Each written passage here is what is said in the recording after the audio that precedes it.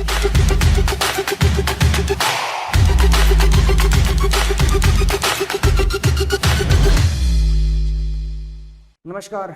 Think IAS के इस online platform पर आप सभी का स्वागत है।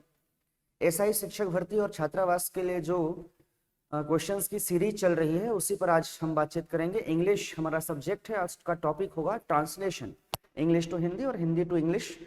कोशिश करते हैं कि इन चीज़ों को कवर करते चले हम। जब कभी भी ट्रांसलेशन की बात आती है तो यहाँ पर आपको ये समझना होगा कि क्या ज़रूरी है। आपको ट्रांसलेशन के लिए दो बातों पर बहुत फोकस्ड रहना पड़ेगा, और वो दो बातें क्या है भाई, आइए समझते हैं। एक तो ये कि आप टेंस बहुत अच्छे से समझते हैं, आप टेंस की जानकारी अपने पास रखते हैं, तब ये ठीक हो जाएगी, है ना। और दूसरी चीज, जब कभी आप टेंस की जानकारी रखते हैं तो स्ट्रक्चर नहीं बन जाता, आपको थोड़ा सा वैकेब पर भी ध्यान देना पड़ेगा, आपको शब्दों के अर्थ भी थोड़े बहुत जानने पड़ेंगे। इन सब के होते हुए जब आप वाक्य बनाने बैठेंगे तो आपको सेंटेंस का स्ट्रक्चर पता होना चाहिए। सेंटेंस का स्ट्रक्चर, अब सेंटेंस कैसे बनता है तो ये आप बहुत अच्छे से जानते हैं। एक तो subject plus verb plus object, है ना। और ऑब्जेक्ट भी वर्ब भी दो तरह के हो सकते हैं, एक होता है मेन वर्ब और एक होता है हेल्पिंग वर्ब। हेल्पिंग वर्ब मतलब is, am, are, has, had, has, have, had, does.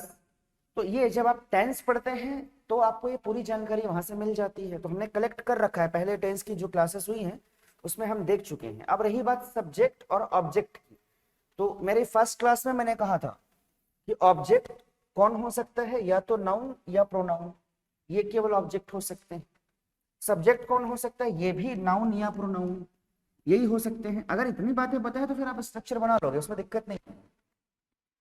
अब आपके दिमाग में आएगा सर नाउन और प्रोनाउन कैसे पहचाने, तो हमने पहले लेक्चर में ये पढ़ रखा है कि आप जब कभी भी व्हाट, हु और हुम का आंसर देने वाले शब्दों को ढूंढ लें, किसी सेंटेंस में व्हाट, हु और हुम का आंसर देने वाले सेंटेंस शब्दों को अगर आप ढूंढ रहे हैं तो वो नाउन या प्रोनाउन ही हो सकते हैं। ये हम डिस्कस कर चुके हैं प्रीवियस क्लासेस में। तो ये स्ट्रक्चर आपके दिमाग में होना चाहिए। लेकिन ये जो भी स्ट्रक्चर मैंने यहाँ पे डिजाइन किया, ये असर्टिव सेंटेंस है, मतलब पॉजिटिव सेंटेंस आप कह लीजिए एक तरह से। लेकिन अगर आपको नेगेटिव सेंटेंस बनाना होता है तो आप क्या करते हैं सर, आपका स्ट्रक्चर जैसे मैं लिख देता हूं, I am reading a book, मैंने लिख दी I am reading a book. आप भली भांति जानते हैं, इस बात को बहुत अच्छे से जानते हैं कि ये हेल्पिंग वर्ब है, ये सब्जेक्ट है, यहाँ ऑब्जेक्ट है, और ये जो है ये वर्ब है।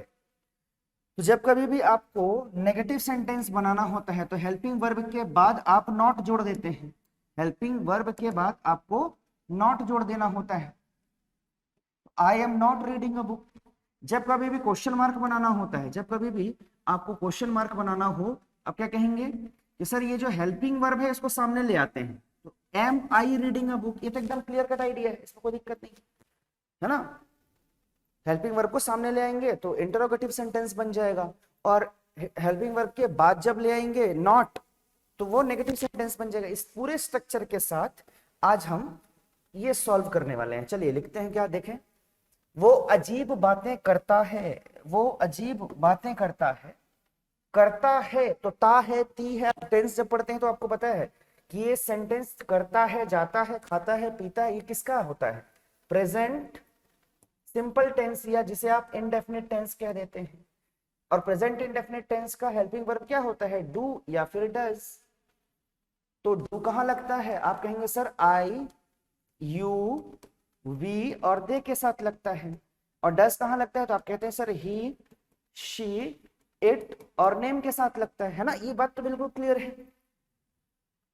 तो इसी तरीके से मैंने आंसर लिख रखा है यहां पर, आप ध्यान से देखेंगे तो, है ना। ये है सब्जेक्ट, और क्योंकि ही है तो डज वाला फॉर्मेट यूज होगा। और डज वाले फॉर्मेट में एक बात याद रखने वाली होती है, इस पूरे प्रेजेंट इंडेफिनिट में डू और डज जहां पे भी लगता है, मेन वर्ब के साथ अगर ही, शी, इट सब्जेक्ट है तो हमको मेन वर्ब में एस या ईएस जोड़ना पड़ता है। तो लिख दिया हमने, ही टॉक्स स्ट्रेंज। अब ध्यान से देखोगे स्ट्रक्चर वही है, सब्जेक्ट वर्ब ऑब्जेक्ट, है ना। एसओवी एसवीओ ही हमारा टारगेट है कि हम इसे अचीव कर ले तो पूरा सेंटेंस डिजाइन हो जाएगा। इस तरीके से subject plus verb plus object के फॉर्मेट में हमने लिख लिया। ठीक है जी, अगला सेंटेंस आपके सामने लिखा है सीधे बैठो। आपके दिमाग में ना पहले ऑप्शन में आ जाएगा सिट स्ट्रेट, है ना, ये होता है, लेकिन आपके दिमाग में ये आना चाहिए कि किस भाषा में कैसे कैसे बैठने की बात कर रही है, मतलब राइट मैनर में बैठिए, इसका ये मतलब है, राइट मैनर में बैठिए, सीधे बैठने का ये मतलब है यहाँ पर, इसलिए हमने इसे नहीं प्रेफर किया, इसे प्रेफर किया। ठीक है जी, चलिए आपको ऑप्शन देख के समझ में आ जाएगा। वहां पे मैंने आज ऑप्शन नहीं लिया है क्योंकि ट्रांसलेशन आप अपने मन से करें तो ज्यादा बेहतर समझ में आएगा। मुझे ये सब मत बताओ, देखो तो क्या लिखा है, मुझे ये सब मत बताओ। देखो मैंने आपसे कहा था कि जब कभी भी नेगेटिव सेंटेंस आपको बनाना हो तो आपको नॉट लगाना पड़ेगा। कहा? हेल्पिंग वर्ब के बाद। अच्छा यहाँ पे कोई सब्जेक्ट है क्या? नहीं है सब्जेक्ट, नहीं तो आप बोलते subject plus helping verb plus not लगाते, लेकिन यहाँ पे सब्जेक्ट नहीं है, इसलिए हमने कहा डोंट टेल मी दिस। अरे हाँ जी, डोंट टेल मी दिस। क्या आप वाकई में सच कह रहे हैं? क्या आप वाकई वाकई रियली कह रहे हैं? कह रहे हैं इसका मतलब प्रेजेंट इंडेफिनिट टेंस लेकर चलना ऐसे सेंटेंसेस में। ठीक है जी, do you really mean it? Yes, ये करेक्ट सेंटेंस है। चले दूसरा सेंटेंस देखते हैं, 5वें नंबर का।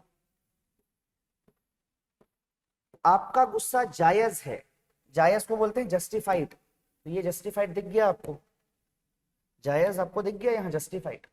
एंगर गुस्सा को बोलते हैं, अरे हाँ कि नहीं, तो आपका गुस्सा your anger is justified, is justified. ठीक है जी, जायज है मतलब जस्टिफाइड है।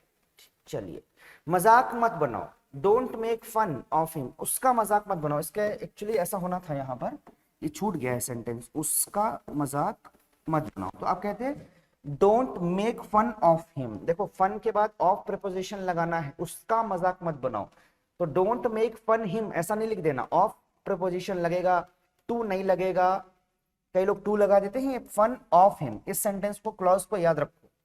ठीक है जी, चलिए कभी मौका मिलेगा तो प्रीपोजिशन में समझेंगे कि ये क्यों ऐसा हो रहा है।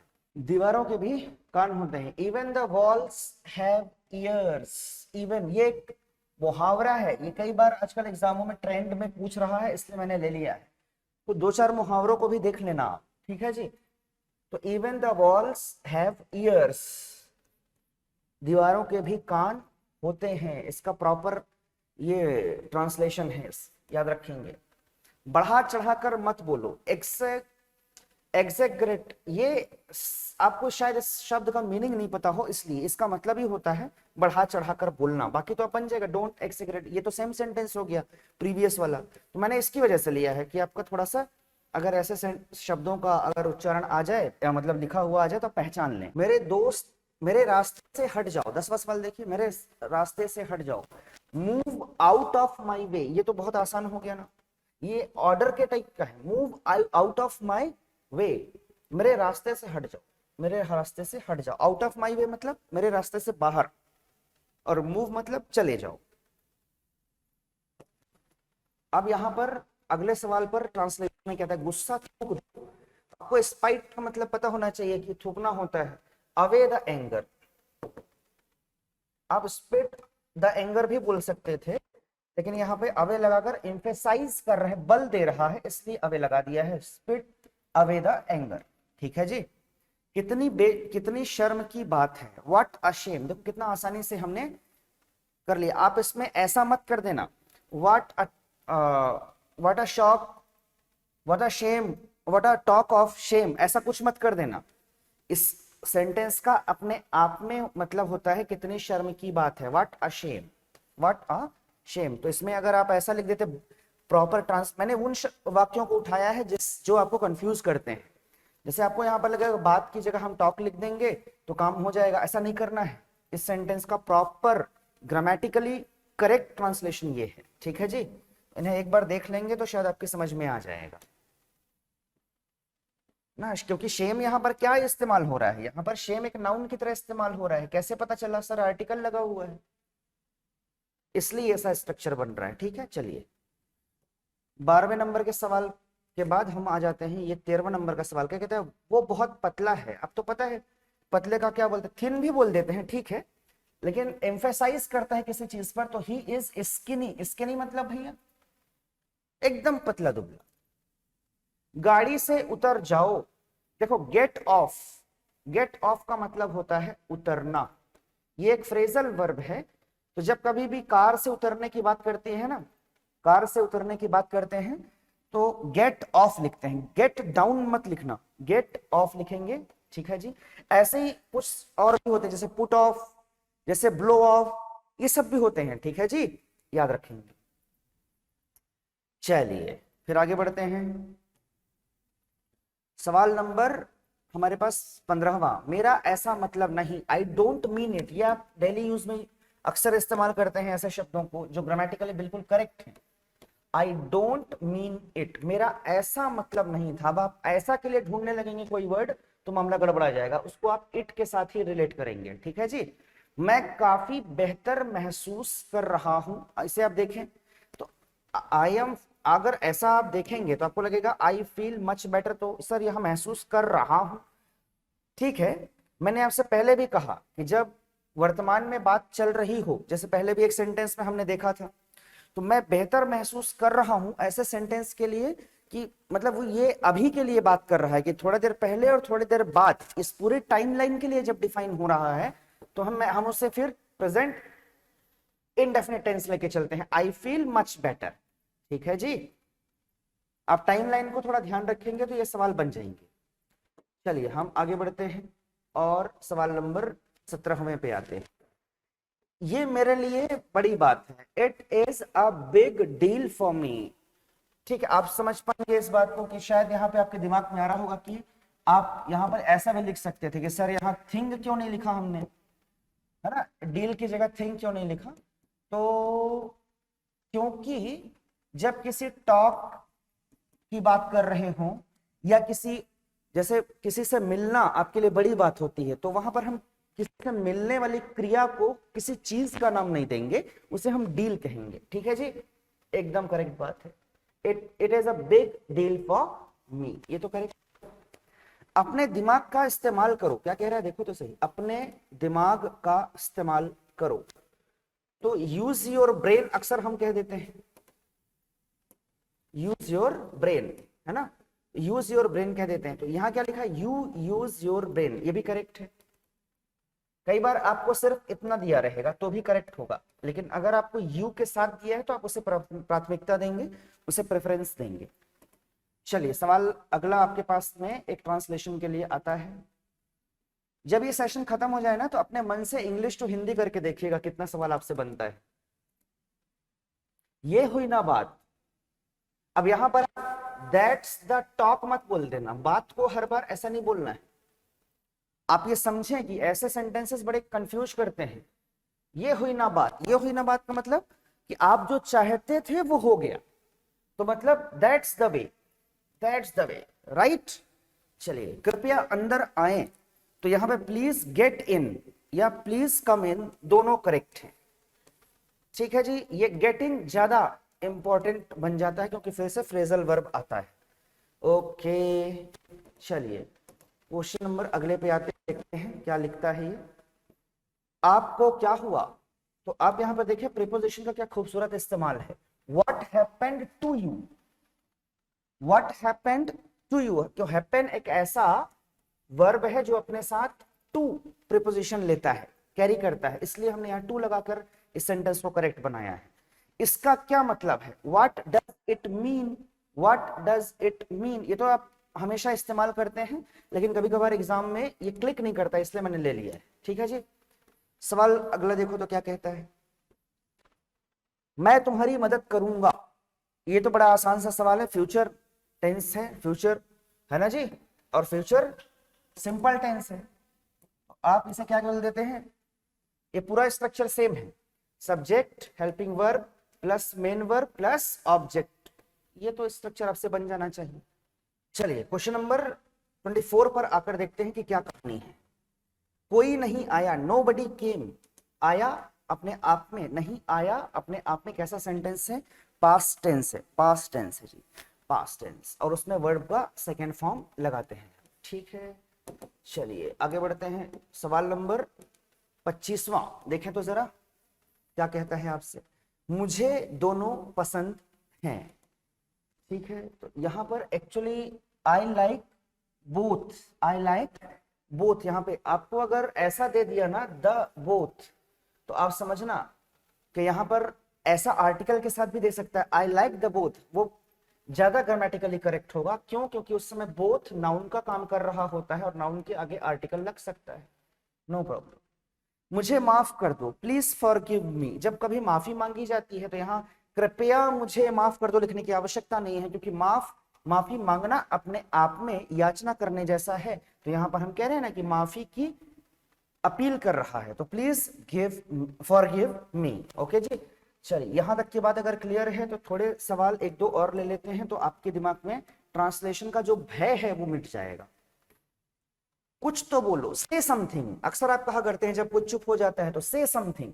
ठीक है जी, देखो तो आगे एक सवाल में आते हैं, मुझे घर छोड़ दो, ड्रॉप मी होम। अब आप छोड़ दो के लिए आप लीव मी होम मत बोलना, घर छोड़ने जैसे शब्दों के लिए ड्रॉप इस्तेमाल किया जाता है। ठीक है, चलिए 29वें नंबर का सवाल पे आते हैं, आपकी उम्र लंबी हो। जब आप कभी भी किसी के लिए दुआ मांग रहे हो, ब्लेसिंग्स मांग रहे हो, तो वहां मे से स्टार्ट करते हैं, जैसे मे गॉड ब्लेस यू, ऐसा। ठीक है, तो मे यू लिव लॉन्ग। चलिए, ये तो होना ही था, दिस हैड टू हैपन। ठीक है जी, यहां तक ये 30 सेंटेंस हमने आज कवर किए हैं। मेरा ख्याल है इससे बहुत कुछ हेल्प आपको हो गया होगा। अगले सेशन में कुछ और बातचीत जरूर करेंगे, तब तक के लिए आप बने रहिए थिंक IAS एकेडमी के साथ। नमस्कार।